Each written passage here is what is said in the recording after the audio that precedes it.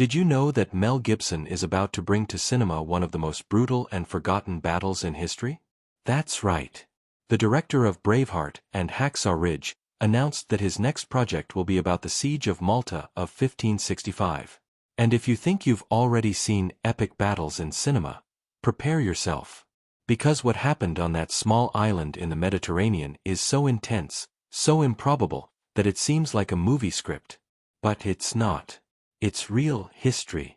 If you enjoyed this epic story, hit that subscribe button and turn on notifications so you never miss another incredible battle from history. It really helps the channel grow. Thanks for watching. Mel Gibson didn't choose this story by chance. He has a track record of telling battles where ordinary men face the impossible. In Braveheart, we saw William Wallace against the English army. In Hacksaw Ridge, Desmond Doss saving lives amidst the hell of Okinawa. But the Siege of Malta? This is on another level. We're talking about 700 knights. Just 700. Defending an island against 40,000 elite warriors of the Ottoman Empire. The battle lasted 4 months. 4 months of hand-to-hand combat, relentless sieges, hunger, thirst, and death everywhere. And in the end, the defenders won. Gibson stated in interviews that this is one of the most inspiring stories he's ever found. And it's not hard to understand why. The leader of these 700 knights was Jean de Valette, a 70-year-old man who fought on the front lines, was wounded in combat, but never retreated. The Knights Hospitaller, also known as the Knights of Malta, were religious warriors who had sworn to defend Christendom to the death. And in 1565, that oath would be tested to the limit. On the other side was Mustafa Pasha, one of the most experienced generals of the Ottoman Empire, commanding a fleet of 200 ships and tens of thousands of soldiers. Sultan Suleiman the Magnificent had given clear orders: conquer Malta and use it as a base to invade southern Europe. The fall of Malta would mean the collapse of the last Christian line of defense in the Mediterranean. But here's what makes this story perfect for cinema. It wasn't just a battle. It was a psychological siege. The Ottomans beheaded Maltese prisoners and threw their heads over the walls. In response, the knights beheaded Turkish prisoners, placed their heads in cannons and fired them back. It was brutal. It was bloody. And it was a fight for survival where there was no room for mercy. Mel Gibson knows like no one else how to portray the brutality of war in a visceral and realistic way. If you saw the battle scenes in Braveheart, imagine that multiplied by 10. Because the Siege of Malta had everything: naval combat, gunpowder explosions, secret tunnels, betrayals, extreme heroism, and moments of absolute despair. What few people know is that Malta was completely isolated. There were no reinforcements coming. There was no escape route. The defenders knew that if they fell, their families would be enslaved, their churches destroyed, and the island would become an Ottoman fortress in the heart of the Mediterranean. It was all or nothing. And for 4 endless months, they resisted. Old men fought alongside young men. Women carried stones to rebuild destroyed walls. Children served as messengers between the forts. Every man, woman, and child in Malta knew that their life depended on holding those walls for one more day. And then another. And another. Now, why did Hollywood take so long to tell this story? Good question. Maybe because it was overshadowed by other better-known battles. Maybe because it involved a complex religious conflict. Or maybe simply because no one had the courage to try to portray something so epic until now. But Mel Gibson is not just any director. He has the vision, the experience, and the boldness to do justice to this story. And if the rumors are correct, the film's budget will be massive. We're talking about recreated period settings, hundreds of extras, naval battles with authentic galleys, and practical effects to capture the real brutality of medieval combat. So before this film hits theaters and everyone is talking about it, I want you to know the real story. Because believe me, reality is even more impressive than any Hollywood script could invent. In the next few minutes, I'm going to tell you every detail of this impossible siege. How it began, who the warriors on each side were, the brutal tactics they used, the turning moments, and how 700 men managed to defeat an army 50 times larger. So get ready. Because you're about to discover the most epic battle that history has ever witnessed. Chapter 1. The stage is set. To understand the Siege of Malta, you need to understand the world in 1565. The Mediterranean was a battlefield. On one side, the Ottoman Empire, the greatest military power in the world. On the other, Christian Europe, fragmented and terrified.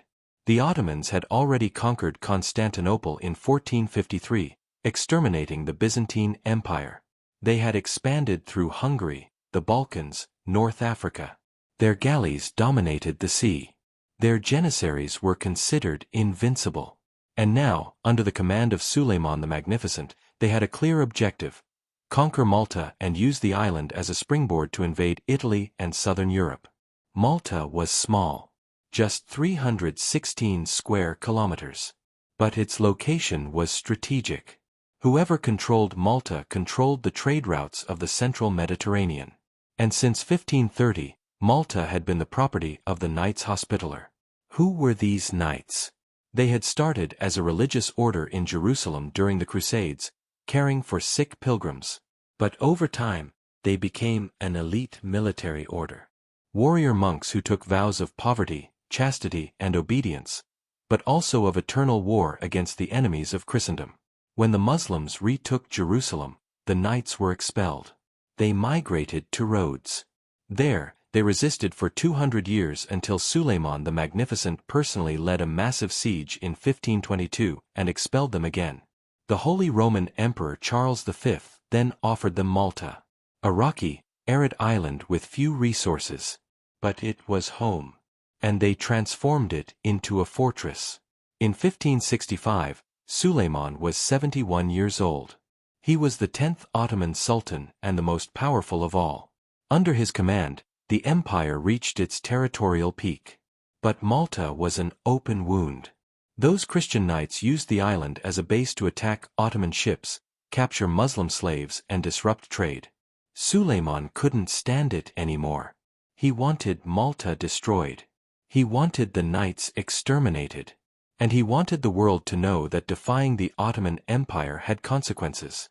He assembled the largest invasion fleet ever seen in the Mediterranean. 40,000 men, 200 ships, heavy artillery, siege engineers, sappers specialized in undermining fortresses.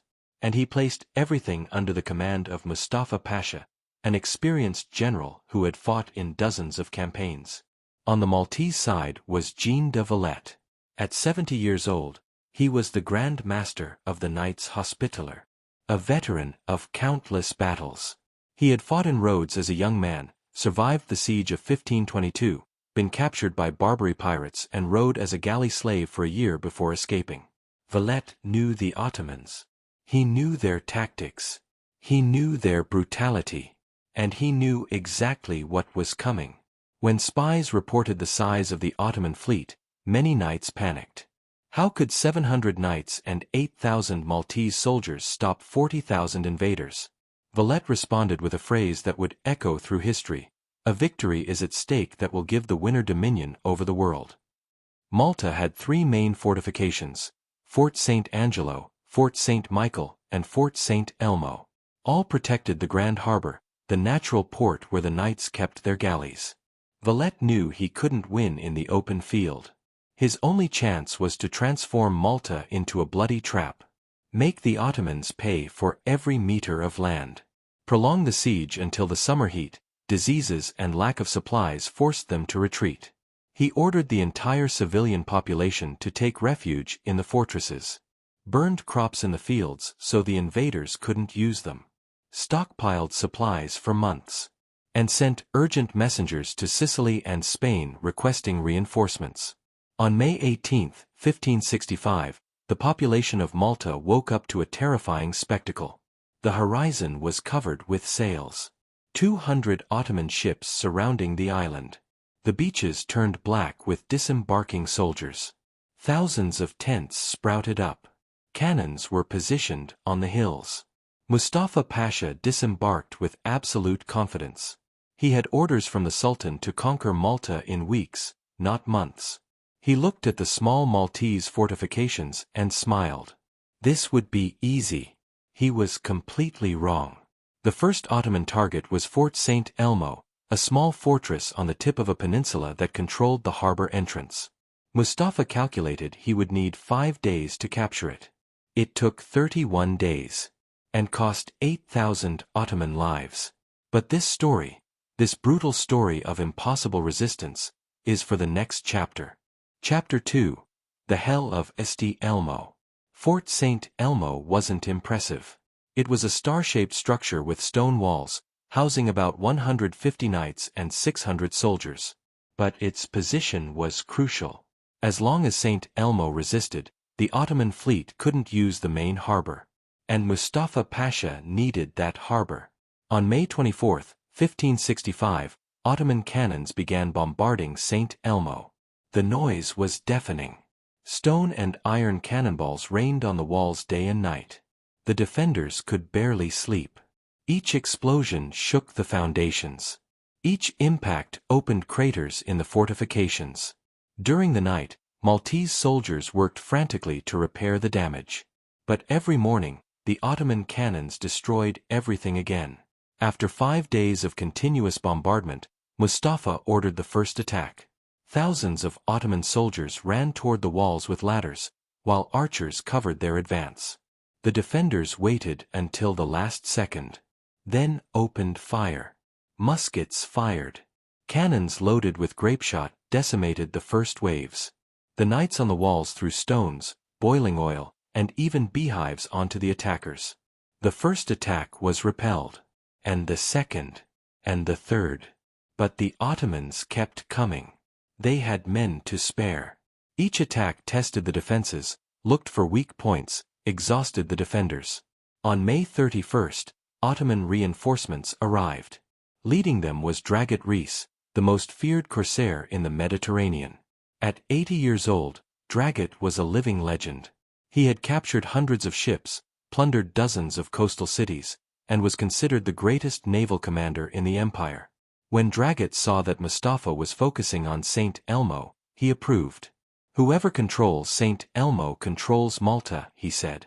Dragut brought additional artillery and positioned cannons at every angle around the fortress. Now St. Elmo was being bombarded from 3 sides simultaneously. The walls began to crumble. Inside the fort, the situation was desperate. Wounded filled every corner. Ammunition was running out. Food and water rationed. The smell of death was unbearable. The defenders of St. Elmo sent a messenger swimming across the harbor at night to ask Vallet for permission to abandon the fort. The messenger delivered the letter. "We can no longer resist. We request permission for honorable evacuation." Vallet's response was cold. "Denied. St. Elmo must resist. Every day you hold is one more day for reinforcements to arrive from Sicily." But Vallet wasn't cruel. He gave the defenders a choice. Whoever wanted to leave St. Elmo could do so without dishonor. Boats would wait at night. Not a single man accepted the offer. Everyone stayed. They knew they were going to die. But they decided to sell their lives as dearly as possible.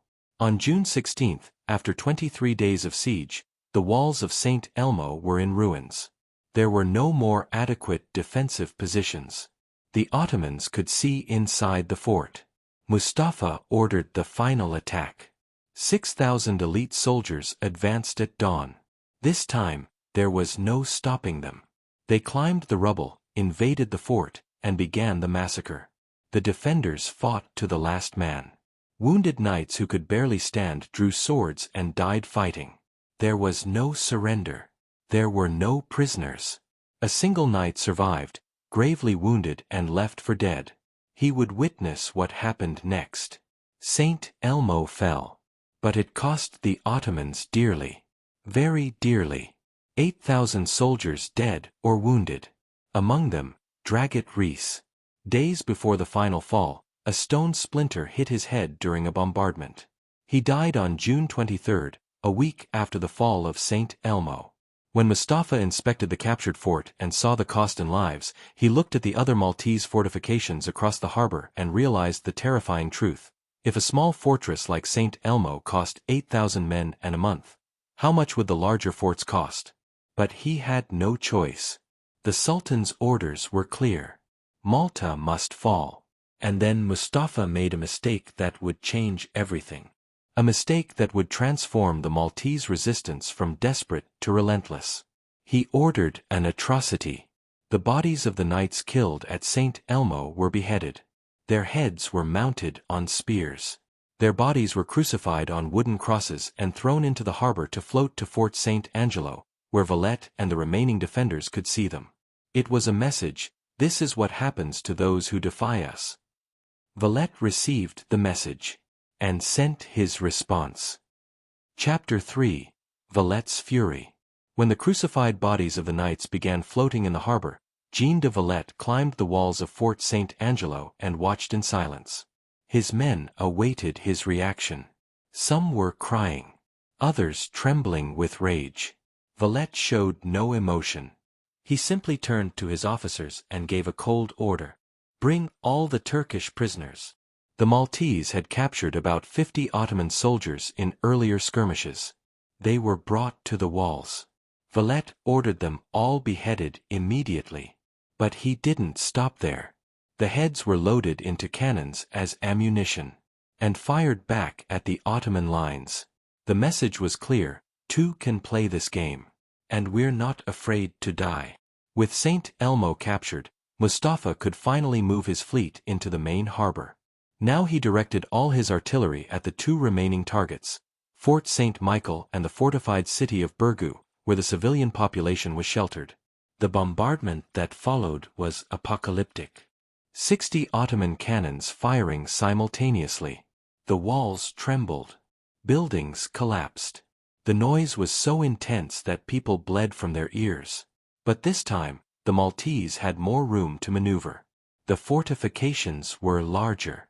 They had underground tunnels, multiple defensive positions, and thousands of determined defenders. And they had learned from St. Elmo. They knew exactly what awaited them. Mustafa decided to use more sophisticated siege tactics. He ordered his sappers to dig tunnels under the walls of Fort St. Michael. The idea was to plant gunpowder in the foundations, explode the wall, and invade through the breach. It was a proven tactic. It had worked in dozens of previous sieges. But the knights had their own engineers. They placed bowls of water along the walls. When the water started to tremble, they knew there was underground excavation nearby. Then they dug counter-tunnels, found the Ottoman sappers in the dark, and fought brutal battles underground. Imagine hand-to-hand combat in narrow tunnels, lit only by torches, covered in mud and blood. Men dying suffocated. Explosions burying attackers and defenders alive. It was war in its most primitive and terrifying form. On July 2nd, Mustafa launched a massive attack against Fort St. Michael. 10,000 soldiers advanced simultaneously, carrying ladders, covered by artillery fire.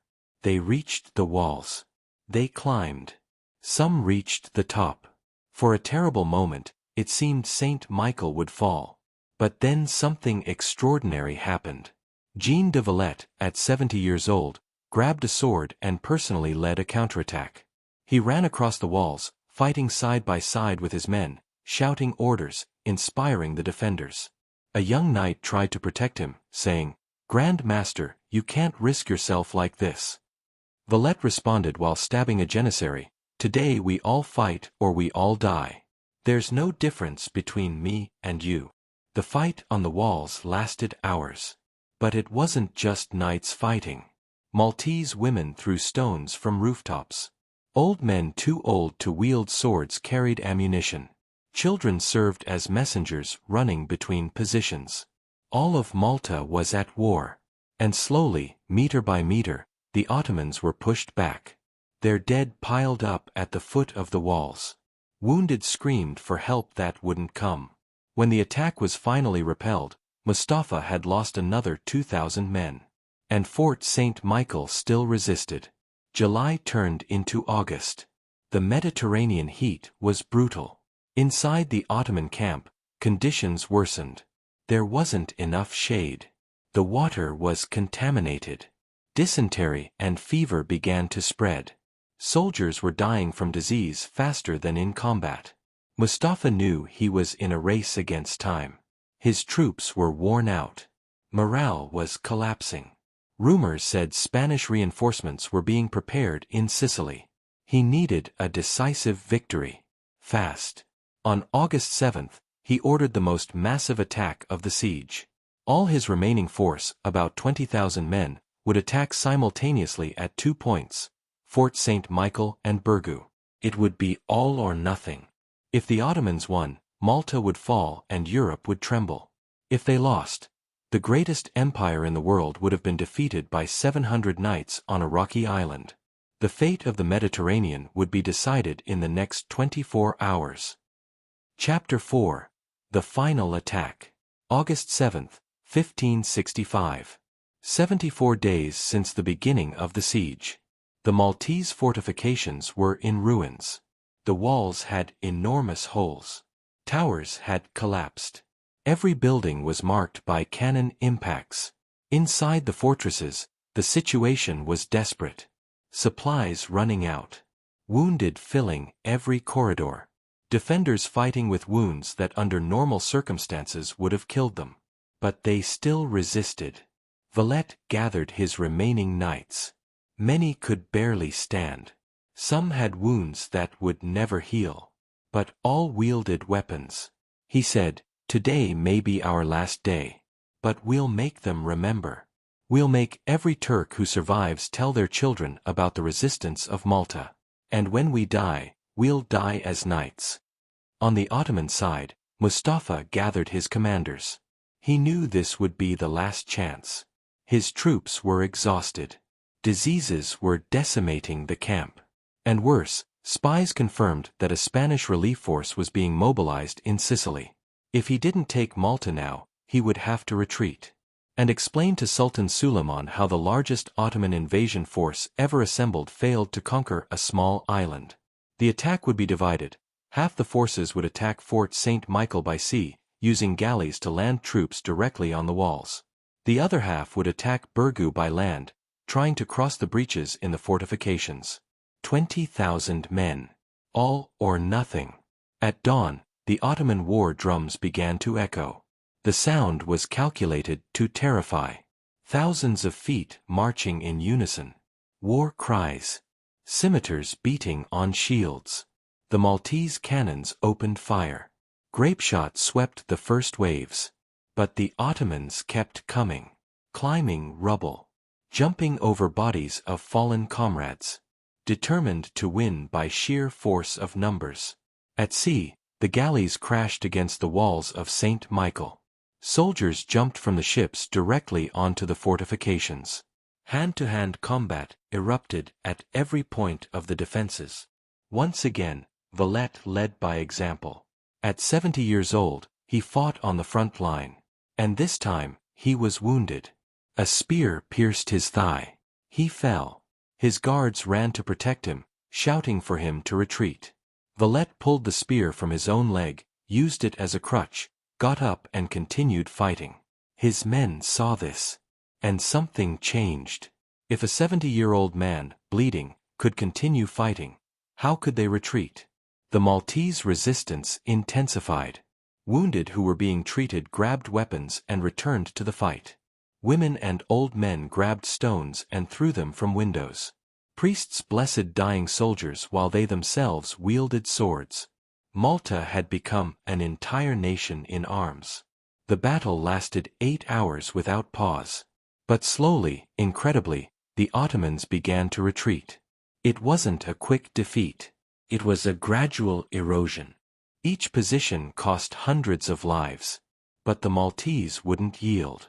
And the Ottomans, exhausted after months of siege, simply had no more strength. Around noon, Mustafa gave the order he never imagined giving: retreat. The war drums fell silent. The Ottoman troops withdrew, leaving thousands of dead behind. Fort St. Michael still resisted. Birgu still resisted. Malta still resisted. On the walls, the defenders could barely believe it. They had survived. Against all odds, against the greatest army in the world, they had survived. Men collapsed from exhaustion. Some laughed hysterically. Others cried. Vallet, his leg bandaged, walked the walls personally thanking each defender. But it wasn't victory yet. It was survival. And everyone knew the Ottomans could attack again. That night, sentries reported movement in the Ottoman camp. Tents being dismantled. Equipment being loaded. And then, on September 8th, the news that changed everything arrived. Sails on the horizon. Coming from Sicily. Relief had arrived. 8,000 fresh Spanish soldiers landing in Malta. When Mustafa found out, he made the final decision. There was no way to win anymore. He ordered a complete evacuation. On September 11, 1565, the Ottoman fleet left Malta. Of the 40,000 men who arrived, fewer than 15,000 returned to Constantinople. Malta had resisted. 700 knights and a determined population defeated the greatest empire in the world. And the Mediterranean would never be the same again. Chapter 5. The Legacy of Malta. When news of the Siege of Malta reached Europe, no one could believe it. It was impossible. Mathematically impossible. But it had happened. Pope Pius V declared, "Nothing is better known than the Siege of Malta." Kings and princes throughout Europe sent congratulations and gifts. Jean de Valette became the most famous man on the continent. But Vallet didn't celebrate for long. He knew Malta had survived by luck as much as by skill. If the Spanish reinforcements had taken one more week, if the Ottomans had more supplies, the story would be different. So he did something visionary. He used the treasures and donations sent from all over Europe to build an entire city. A perfect fortress that could never be taken. The city would be called Valletta, in his honor. And it would be the most technologically advanced fortress ever built. Military engineers from the best European schools were hired. They designed walls that could withstand any known cannon. Angled bastions that eliminated blind spots. Deep moats. Counter-mining tunnels. Underground warehouses capable of feeding the population for years. Valletta was built to resist a decade-long siege if necessary. And it was never conquered. To this day, Valletta remains the capital of Malta, its fortifications still intact, a stone testament to the siege that defined an era. On the Ottoman side, the consequences were brutal. When Suleiman the Magnificent learned of the defeat in Malta, he was furious. He executed several commanders for incompetence. But the truth was that Malta represented something greater. It was the first major Ottoman defeat in decades. It was proof that the empire was not invincible. Psychologically, the impact was devastating. Before Malta, European states trembled when hearing about Ottoman armies. After Malta, they began to believe they could win. Just 6 years later, in 1571, a European coalition destroyed the Ottoman fleet at the Battle of Lepanto. Malta had shown the way. Jean de Valette died in 1568, 3 years after the siege, at 73 years old.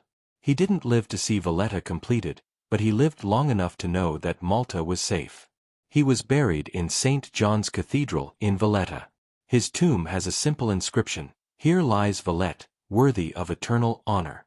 Once the terror of Africa and Asia, and the shield of Europe. From whence he expelled the barbarians with his sacred arms, he was the first to be buried in this beloved city that he founded." But his true legacy wasn't the city.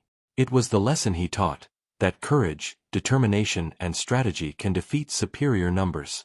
That men fighting for their homes are stronger than armies fighting for conquest. Today, Malta is an independent and prosperous country. Tourists walk along the same walls where knights fought and died. Fort St. Elmo, rebuilt after the siege, still stands. You can visit the tunnels where underground battles were fought. And every year, on September 8th, the day the Ottoman fleet retreated, Malta celebrates Victory Day. Fireworks explode over the Grand Harbor. Streets fill with celebration. Because Malta remembers. It remembers the 700 nights. It remembers the thousands of Maltese soldiers. It remembers the women and children who fought. It remembers that when everything seemed lost, they resisted. And now, Mel Gibson is going to bring this story to millions of people who have never heard of it. He'll show the world the most unlikely battle in history. He'll immortalize Vallet, Mustafa, Dragut, and all the men who fought in that terrible summer of 1565. When you watch the film, remember, this really happened. Every brutal battle scene, every moment of impossible heroism, every desperate decision, all based on facts. 700 knights defeated 40,000 invaders. A tiny island stopped the greatest empire in the world, and changed the course of history. This is the story of the Siege of Malta. The impossible defense that should never have worked. But it did.